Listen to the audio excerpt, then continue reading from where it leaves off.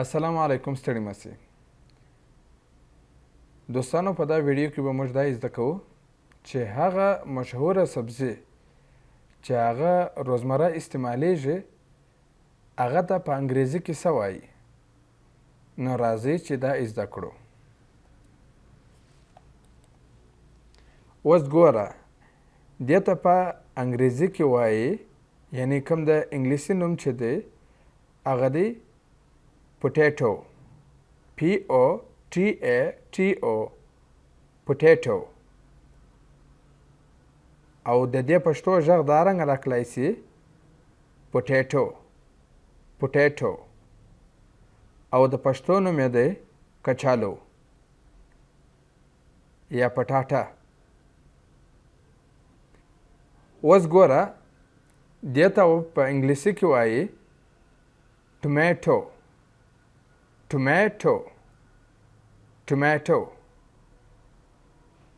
او په پښتو کې د دې نوم دی رومي او په انګلیسي کې دې ته وایي ټمیټو دې ته په انګلیسي کې وایي اونین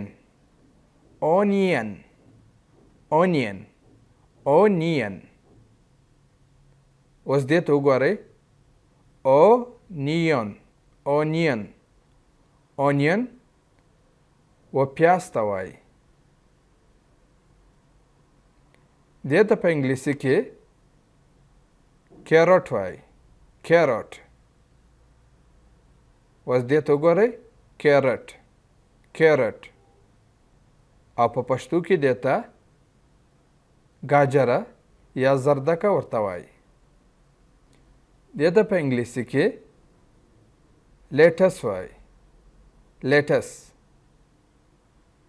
اوس ګوره په پښتو کې دا رنګ لیکل کیږي لیټس او د دې د پښتو نوم دی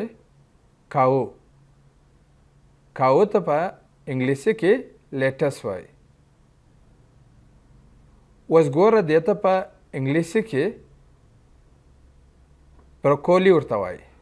بروکولي په پښتو کې بروکولي یا بروکلی دا رنګ لیکل کیږي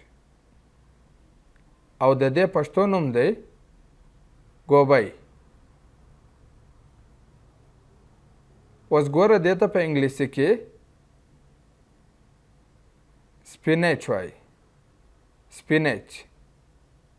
او دا په پښتو کې دا رنګ لیکل کیږي سپینچ او د دې د پښتو نوم دی پالک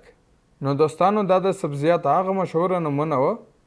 چې هغه موږ په روزمره ژوند کې استعمالوو خدای دې وکړي چې دا ویډیو ستاسو خوښه سوي ملګرو دا ویډیو ضرور د سره لایک کړئ او خپلو ملګرو ته هم د سره شیر کړئ د خدای په امان